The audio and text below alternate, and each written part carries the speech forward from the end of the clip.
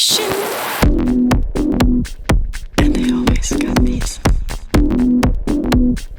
And they always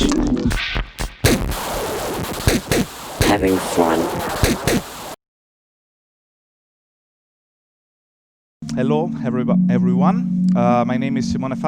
I work for Frap Tools. The small talk today, this introduction is sort of walkthrough of what we do, what we are trying to do, what we did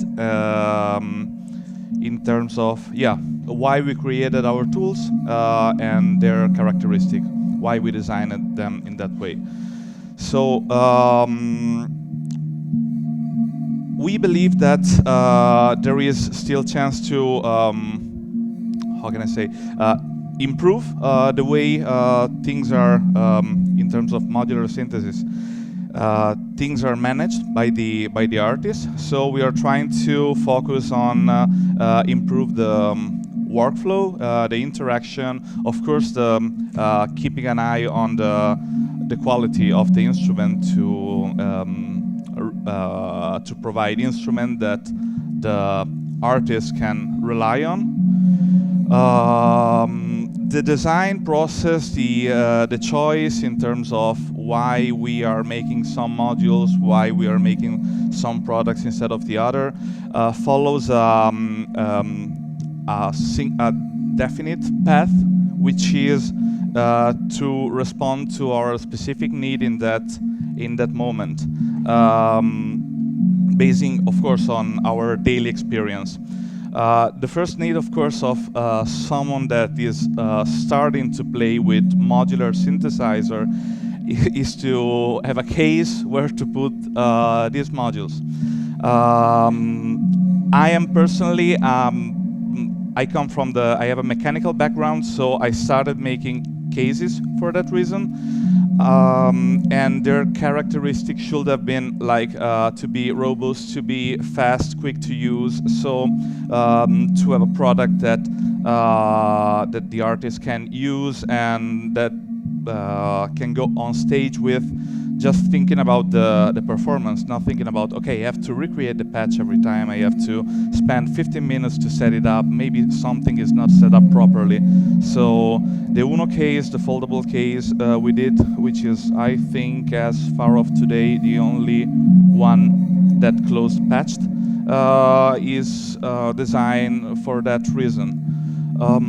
Then we worked on the first modular case, so a case that can be changed in terms of size, rows, and arrangement. A case that can be adapted to any use, basing on the situation, basing on the needs of the artist, of the modularist in that moment.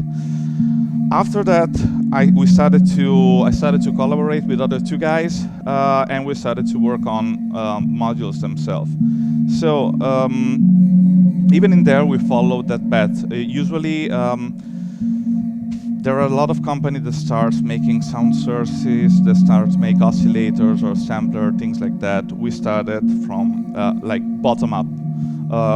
We started from mixers because we believe that, of course, it's important, the source, but it's also important, I mean, as soon as we have a bottleneck somewhere in the chain, that's the thing that makes the sounds, the lower the bottleneck, of course, of the chain. So the way that's a fundamental thing. The way we combine the sound, the way we do mixing, and we designed the CGM creative mixer for that. At that time, 2 years ago, I think, it was maybe even today. It is the only one that has this amount of function and control, because we are talking about modular, of course, control voltage over any parameter. So VCA, main VCA over the gain of each channel, VCA over send, VCA over the return. So we can control the volume of in any point of the patch to change the way this patch behaves.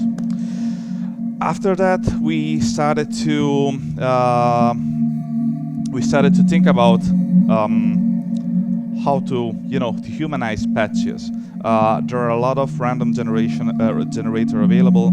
We wanted to obtain one with several different kind of CVs, and mainly with uncorrelation and a true random, not pseudo-random. So we created the Sapel for this reason, obtaining 8 different kind of control voltages, different kind from different sources, 2 different random clocks, clock generator built in, but there are a lot of specs inside of it.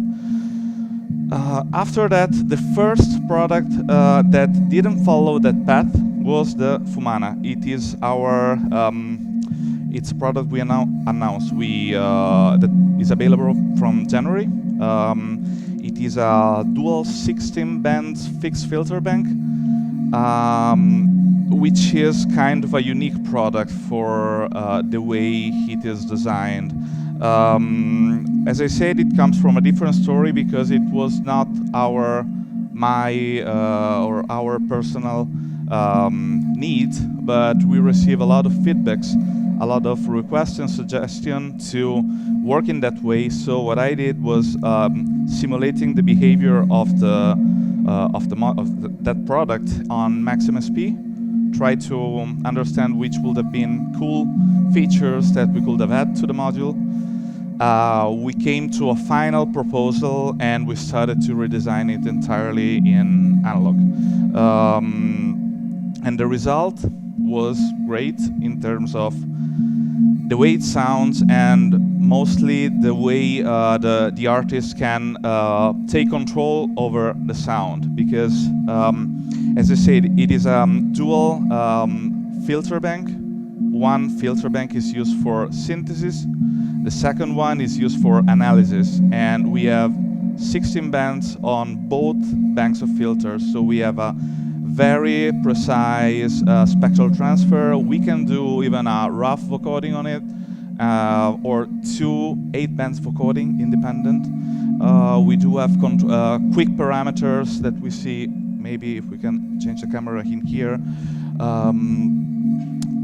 We have global parameters here, like this yellow section on the bottom, 1, 2, 3 potentiometer, that we call parametric scanning. Is a kind of a unique control in terms of, because usually the scanning is like, we have 2 parameters, like frequency, the center, and the width.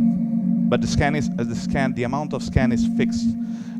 We decided to add a peak notch control, so we can precisely define how much, which will be the entity, the amount of scanning, and if it's positive or negative, so peak or notch. That's why we call it parametric. So after the Fumana,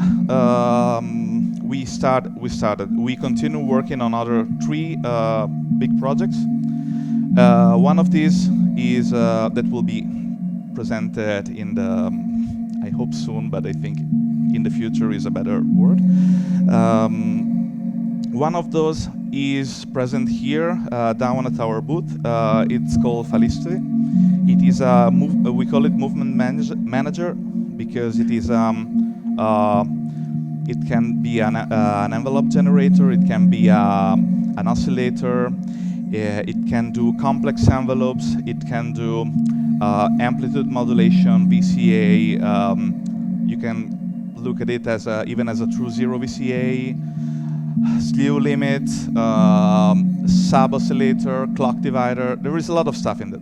And it's kind of an interesting module. And this will be the first of this series, probably of 3 modules that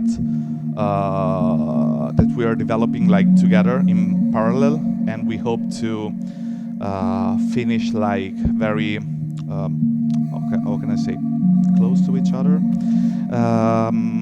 So yeah, that's all. That's what we do.